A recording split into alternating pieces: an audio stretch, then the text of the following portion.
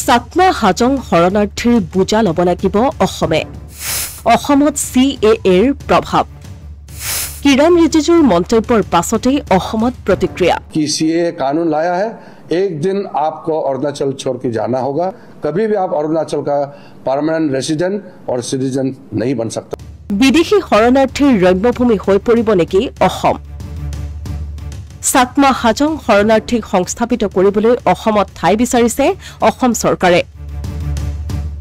CAA বলবতৰ পাছত শাসক বিৰোধীৰ বাকযুদ্ধৰ মাজতেই 5 লাখ চাকমা হাজং শৰণাৰ্থীক অসমত সংস্থাপিত কৰিবলৈ অসম চৰকাৰ আগবাঢ়িছে মুখ্যমন্ত্ৰী ডক্টৰ হিমন্ত বিশ্ব শৰ্মা আৰু গৃহমন্ত্ৰী অমিত শাহৰ সৈতে ইতিমধ্যে হৈছে আলোচনা অৰুণাচলত আয়োজন কৰা এখন সংবাদ মেলত কি ক'লে শুনক কিৰণ ৰিজিজুৱে CAA पहले होता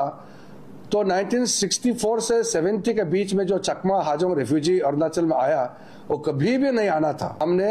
चकमा हाजोंग को हाथ जोड़ करके बता दिया है कि CAA कानून लाया है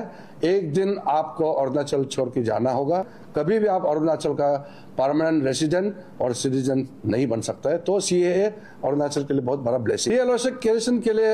हमने असम सरकार से भी बात किया है अब आइडेंटिफाई करने से पहले अगर हम ज़्यादा बात करेंगे तो फिर वो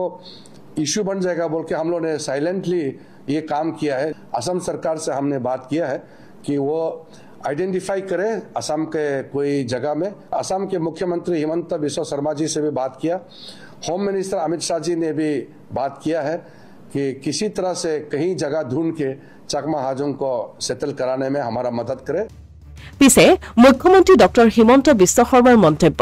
কিৰণ ৰিজিজুৱে অৰুণাচলৰ ৰাজনীতিৰ বাবে এনে মন্তব্য কৰিছে কেন্দ্ৰৰ সৈতে এই সন্দৰ্ভত আলোচনা হোৱা নাই বুলি মন্তব্য কৰিলে মুখ্যমন্ত্ৰীগৰাকীয়ে মই নাজানো ভাৰত চৰকাৰে আমাৰ লগত এইবিলাক পতাও নাই কিৰণ ৰিজিজুৱে কিবা অৰুণাচলৰ পলিটিক্সৰ কাৰণে কৈছে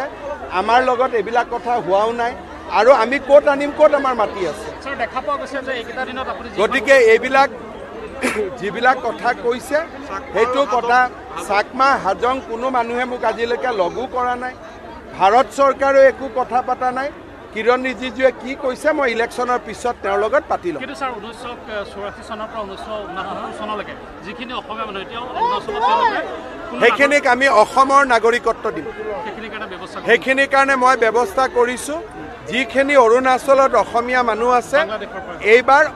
বাংলাদেশৰ পৰা অহা অসমীয়া দাস কলিতা গগৈ কোচ কছাৰী মৰাণ মটক এই মানুহখিনিক অসমীয়া নাগৰিক পৰিসংখ্যা কিমান হ'ব পৰিসংখ্যা 6-7 হাজাৰ মানুহ আছে মেইনলি মৰাণ গাঁৱে আছে কাৰণ কিৰণ ৰিজিজুৱে কালি কৈছে 5 লাখ মানুহ আছে কিৰণ ৰিজিজুৰ মই কথা নাজানো কিৰণ ৰিজিজুৱে কি কৈছে তেওঁতো ভাৰত চৰকাৰৰ কোনো তেনেকুৱা দায়িত্বটো নাই কিন্তু অকল আমি মৰাণ মটক এই মানুহখিনিক আমি PRC দিম উল্লেখযোগ্য যে 60ৰ দশকতে পূব পাকিস্তান বা এতিয়াৰ বাংলাদেশৰ কেপটাল বান্ধ ভঙাৰ ফলত ঘৰবাৰী হেৰুৱাইছিল এই সকল লোকে তেতিয়াৰ প্ৰধানমন্ত্ৰী জৱাহৰলাল নেহৰুৱে এই সকল লোকক আনি অৰুণাচলত সংস্থাপিত কৰিছিল চাকমাসকল বৌদ্ধ আৰু হাজংসকল হিন্দু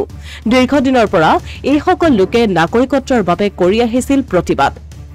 ইয়াৰ পাছতে কিৰণ ৰিজিজুৰ এই মন্তব্যৰ বাবে অসমত সৃষ্টি হৈছে ব্যাপক প্ৰতিক্ৰিয়াৰ বিভিন্ন দল সংগঠনে প্ৰশ্ন কৰিছে অসম চৰকাৰক অৰুণাচল প্ৰদেশত থকা 5 লাখ চাকমা আৰু হাজং শৰণাৰ্থীকো এতিয়া সংস্থাপিত কৰিব বুলি খবৰ ওলাইছে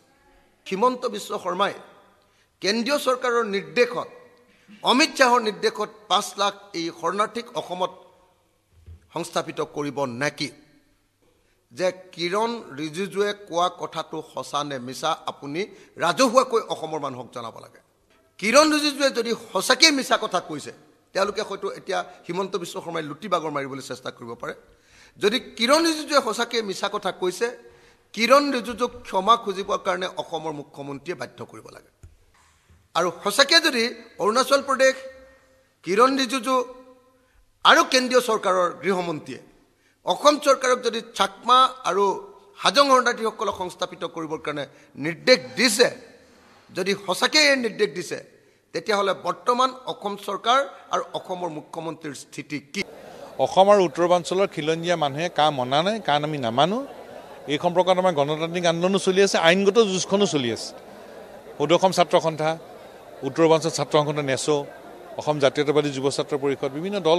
সংগঠনেও ব্যক্তিও আবেদন কৰিছে উচ্চতম ন্যায়ালয়ত সদৌ অসম ছাত্ৰ সন্থাৰ আবেদনখনে প্ৰথম আবেদন আছিল উত্তৰ পূৰ্বাঞ্চলৰ হৈ আৰু আমাৰ আটাইতকৈ ইতিবাচক কথা যে উত্তৰ পূৰ্বাঞ্চলৰ 7খন ৰাজ্যৰ ছাত্ৰ সংগঠন নেচই এই বিষয়টোত সন্মুখৰ পৰা নেতৃত্ব লৈছে গতিকে আমাৰ গণতান্ত্ৰিক পদক্ষেপ আৰু আইনগত যুঁজ আমি সমানে আগবঢ়াই লৈ যাম মুঠতে বহাগে আৰম্ভ কৰা বছৰটোত অসমখনত খিলঞ্জীয়া মানুহৰ প্ৰভুত্বৰ নিৰন্তৰ নিশ্চিত হ'ব পৰা কিৰেণ ৰিজিজু ডাঙৰীয়াই এটা বিবৃতিযোগে প্ৰকাশ কৰিছে যে অৰুণাচলত বসবাস কৰা চাকমা আৰু হাজং জনগোষ্ঠীয় মানুহবিলাকক তাত কোনো কাৰণতে নাগৰিকত্ব প্ৰদান কৰা নহয় যিহেতু তাত ইনাৰলেণ্ড পাৰ্মিটৰ ব্যৱস্থা আছে CAA ইমপ্লিমেণ্ট কৰিলেও ইনাৰলেণ্ড পাৰ্মিট থকাৰ কাৰণে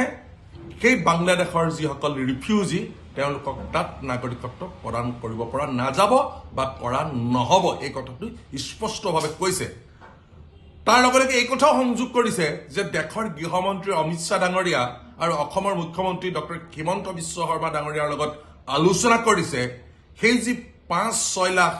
চাকমা বা হাজং জনগোষ্ঠীয় বা জনজাতীয় মানুহ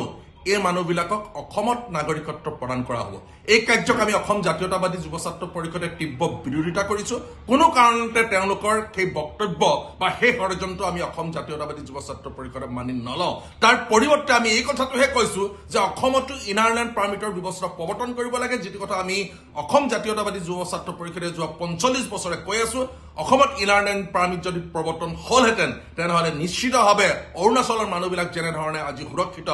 অৰুণাচল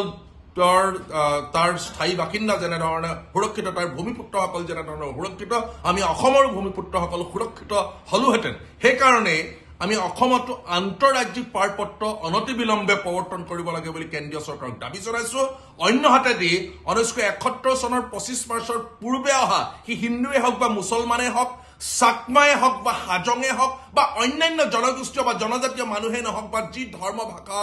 কোৱা মানুহেই নহওক কোনো কাৰণতে অসমত সংস্থাপিত আৰু ভাৰতবৰ্ষত নাগৰিকত্ব প্ৰদান কৰাটো আমি বিচৰা নাই এতিয়া প্ৰশ্ন হয় অসমবাসীক অন্ধকাৰত ৰাখি হাজাৰ প্ৰতিবাদৰ পাছতো CAA বলবৎ কৰি অসমক বিদেশী ৰম্যভূমি কৰাৰ সন্ধি কিয় পাতিছে অসম চৰকাৰে অসমতে অসমীয়াৰ ভেটি দুৰ্বল কৰাত কিয় উঠি পৰি লাগিছে কেন্দ্ৰ তথা ৰাজ্য চৰকাৰ অসমীয়া প্ৰতিদিন ডিজিটেল ডেস্ক